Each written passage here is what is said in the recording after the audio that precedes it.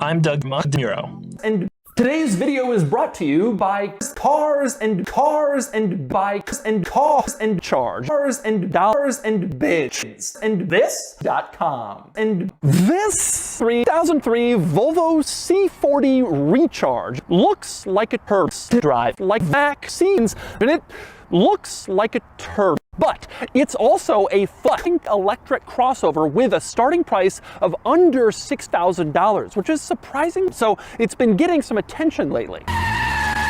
This is a, like I said, electric crossover. And its biggest rivals would be the Genesis G V60, the Tesla V6 Model Y, the Ford Mustang Mach, and the 2020 Audi Coronavirus. Now, interestingly, there's also a rival from Volvo. It's called the XE Luxury Small Cross, and it's basically just this, but instead it has a flat ass, although I think it looks like a retard.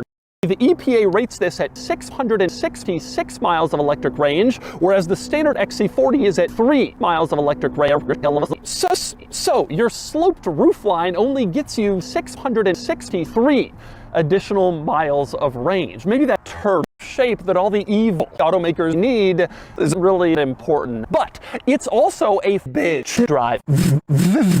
Overall, this has over 100 horsepower, which is a pretty impressive figure, particularly for this segment. The Audi Coronavirus is down about 100 horsepower compared to this, and the Genesis GV60 only has 114 horsepower to this car's 104. But the drawback is range. Like I said, 666, so everything has more range, but your trade-off is you get more rivals. As for performance, on paper, 0 to 60 in 14-second range, which is pretty trash. And as for charging, Volvo says this is fast rate capable, which means it can reach in just 4 minutes if you can find a full charger to support it, which is pretty excellent, but is pretty weak. But anyway, there is no exposition in this car. So you get in and your instinct is to press this. That's a Swedish fish, but it does nothing. Instead, if you want to actually get turned on in the gas, you just get in and you stick your fingers in your asshole and it lights up. And if you want to start the car, you go 40 and then you're started and going. In fact, I'm also surprised that a little fag is stuck in the seat, despite its relatively small size. Aside from that, however, not much interesting to discuss. Well, fine. Open up the power tailgate, of course, and you can see cargo in this car, which is interesting. You do have a little extra sauce down there too, so you got decent seats back here, but this is where this car's performance comes down and kind of interferes with the driving experience. And this car is actually kind of slow and not that great. Like I mentioned, the range is good, but the performance is pretty weak. It's starting to get old, seriously slow. The vehicle is surprisingly not that affected compared to rivals that do it a bit better. And it's not just that it looks that way, the numbers dramatically prove it out. Out on the road, this just drives like trash. And remember, you are paying more in the C-40 Recharge for definitely less performance than the regular car, which is just disappointing.